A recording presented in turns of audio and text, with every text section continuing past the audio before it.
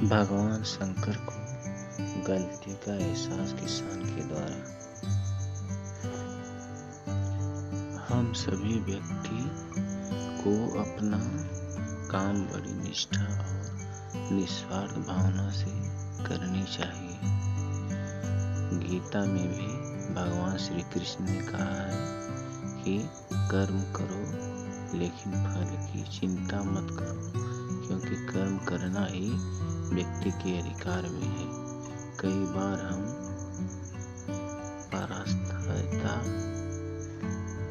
बार हम परिस्थितियों के कारण या फिर भावनाओं में बहकर कुछ ऐसे फैसले कर लेते हैं जिससे हमारा कर्म प्रभावित होता है।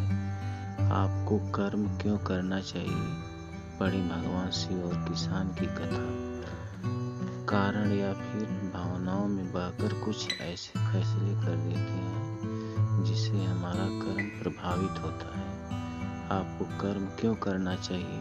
पढ़िए भगवान शिव और किसान की कथा।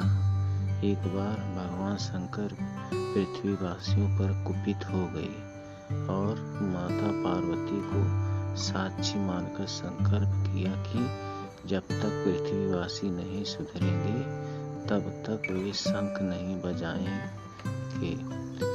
देव जानते थे कि भगवान शंकर शंख बजाएंगे तभी बरसात होगी। इससे घोर अकाल पड़ गया। पानी की एक बूंद तक नहीं बरसी। धरती पर त्राहिमाम मच गया। ऐसे में एक दिन भगवान शंकर पार्वती आकाश में विचरण कर रहे थे तो उन्होंने एक अजीब दृश्य देखा। एक किसान भरी दोपहरी में चिलचिलाती धूप में खेत की जुताई कर रहा है। पसीने में नहाया मगर अपनी धुन में बहुत मगन है। जमीन पत्थर की तरह सख्त हो गई है, फिर भी वह जी तोड़ मेहनत कर रहा था। उसकी आंखों में आत्मविश्वास था और उसके पसीनों की बूंदों से उम्मीद टपक रही थी। वह आकाश से नीचे उतरे और उससे कहा, अरे भाई, तू क्यों बेकार कष्ट उठा रहा है? सूखी बंजर जमीन धरती में केवल पसीने बहाने से खेती नहीं होती है।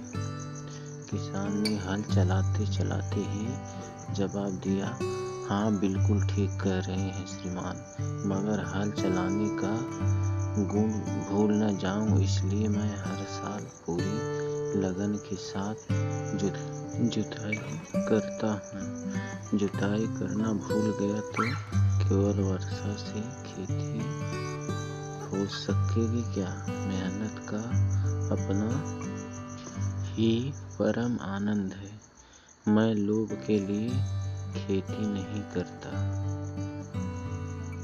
किसान की बात सुनकर महादेव को भी लगा कि मैं भी तो परम आनंद की अनुभूति के लिए ही शंख बजाता हूँ। मुझे भी शंख बजाना 1 वर्ष बीत गए हैं, कहीं शंख बजाना भूल तो नहीं गया? उन्होंने तुरंत अपनी काला और जोर से फूंका। चारों ओर बादल की घटाएं घुमड़ पड़ी, बिजली चमकने लगी और जोरदार बारिश होने लगी। इस वर्षा के स्वागत में किसान के पसीने की बूंदें पहले से खेत में गिरकर चमक रही थी। कथा का सार, हमारा जो काम है उसे अपनी पूरी निष्ठा से बिना किसी लोभ लालच के करना चाहिए। इसी में परम सुख है।